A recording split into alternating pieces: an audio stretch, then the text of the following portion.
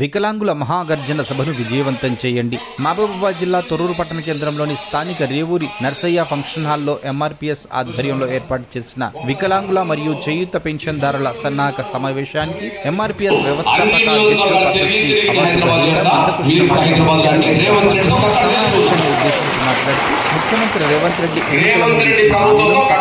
నెరవేర్చాలని, పెన్షన్ కోసం దరఖాస్తు చేసుకున్న వారికి కూడా పెన్షన్ అందించే విధంగా చర్యలు చేపట్టాలని, కాంగ్రెస్ ప్రభుత్వం 2.5 సంవత్సరాలు అవుతున్నప్పటికీ పెన్షన్దారుల హామీని అమలు చేయకపోవడం, పెన్షన్ల గురించి మాట్లాడకపోవడం సరికాదని, ఇచ్చిన మాట నిలబెట్టుకున్నప్పుడు ముఖ్యమంత్రి పదవి ఎందుకు, ఇంటికెళ్ళి కూర్చోండి.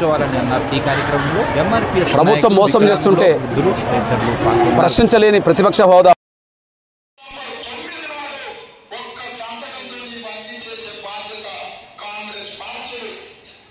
చూసావు కదా, ఒక్క సంతకంతో డిసెంబర్ 9 నాడు సోనియా గాంధీ పుట్టి అన్ని నియోజకవర్గాలు తిరిగి హైదరాబాద్ చేరుతా, మీరు కూడా హైదరాబాద్ రండి, రేవంత్ రెడ్డితో అక్కడ తెలుసుకుందాం.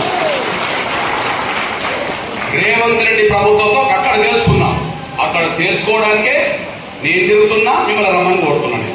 నా కోసం కాదు, మీకోసం అనే విషయం మీరు మర్చిపోతారు సైన్ అనుకుంటున్నాను. నా కోసం కాదు, మీకోసం అనేసి కూడా మీరు మర్చిపోతారు సైన్ అనుకుంటున్నాను. ఇచ్చిన మాట నిలబెట్టుకున్నప్పుడు ముఖ్యమంత్రి పదవి ఎందుకు, ఇంటికెళ్ళి కూర్చోండి. ప్రభుత్వం మోసం చేస్తుంటే ప్రశ్నించలేని ప్రతిపక్ష హోదా ఎందుకు, మీరు గడిలోనే పడుకోండి. ముఖ్యమంత్రి గుర్తు చేస్తున్నాం, 2023 ఎన్నికల్లో మీరు మాట్లాడిన ప్రతి మాట రికార్డ్ అయింది, ప్రజల్లోకి వెళ్ళింది. వికలాంగులకు 6,000 ఇస్తామన్న మాట, వృద్ధులు, వితంతులు, ఒంటరి మహిళలతో పాటు చేయూత పరిధిలో పెన్షన్ పొందే వాళ్ళందరికీ 4,000 ఇస్తామన్న మాట, అది కూడా డిసెంబర్ నుంచే 2023 డిసెంబర్ 9 నుంచే పెన్షన్ పెంచిస్తామన్న మాట, కొత్త పెన్షన్ ఇస్తామన్న మాట సమాజంలో ఉన్నది. నువ్వు మర్చిపోయినా గుర్తు చేస్తున్నామనేసి మర్చిపోవద్దు. ఈ నేపథ్యంలో 20 నెలలు గడిచినా 45 లక్షల మందికి పెన్షన్ పెంచకపోవడం, ఇచ్చిన మాట నిలబెట్టుకోకపోవడం, కొత్త పెన్షన్లు 10 లక్షలు ఉన్నాయని చెప్పి మీరే ఒప్పుకొని పెన్షన్లు మంజూరు చేస్తామని మీరు చెప్పి 20 నెలలు గడిచినా కొత్త పెన్షన్లు మంజూరు చేయకపోవడం, ఇది దాదాపు 55 లక్షల మంది అత్యంత పేద కుటుంబాలకు సంబంధించిన వాళ్ళను మోసం చేసినట్టే. మోసం చేసిన ముఖ్యమంత్రికి ముఖ్యమంత్రి పదవి మీద ఉండే నైతిక హక్కు లేదనే విషయం కూడా గుర్తు చేస్తున్నా. హామీలను అమలు చేయలేనప్పుడు చేత కాకపోతే ఇంటికెళ్ళి కూర్చోవడం మంచిదని గుర్తు చేస్తున్నాను నేను. అదే సమయంలో 20 నెలలుగా ప్రభుత్వం నమ్మించి మోసం చేస్తుంటే, పెన్షన్ పెంచకుండా కొత్త పెన్షన్లు ఇవ్వకుండా 20 నెలలు మోసం చేస్తుంటే, పక్క రాష్ట్రంలో చంద్రబాబు నాయుడు గారు పెన్షన్ పెంచి ఒకవైపు అమలు చేస్తుంటే, ఇక్కడ నోమో ప్రతిపక్ష నాయకుడు కేసీఆర్ గారు 20 నెలలుగా అసెంబ్లీకి పోతలేడు, 20 నెలలుగా ప్రజలకు రావట్లేదు. అసలు అసెంబ్లీకి వెళ్ళి ప్రశ్నించలేని ప్రతిపక్ష నాయకుడి హోదా ఎందుకు కేసీఆర్కు, ప్రజల్లో రానప్పుడు ప్రతిపక్ష హోదా ఎందుకు కేసీఆర్కు? అంటే ఒకరం పెన్సరు, ఒకరం అడగరు. పెంచుతామని మాట ఇచ్చి పెంచనప్పుడు ఇంటికాడికి వెళ్ళి కూర్చోండని రేవంత్ రెడ్డి గుర్తు చేస్తున్నా.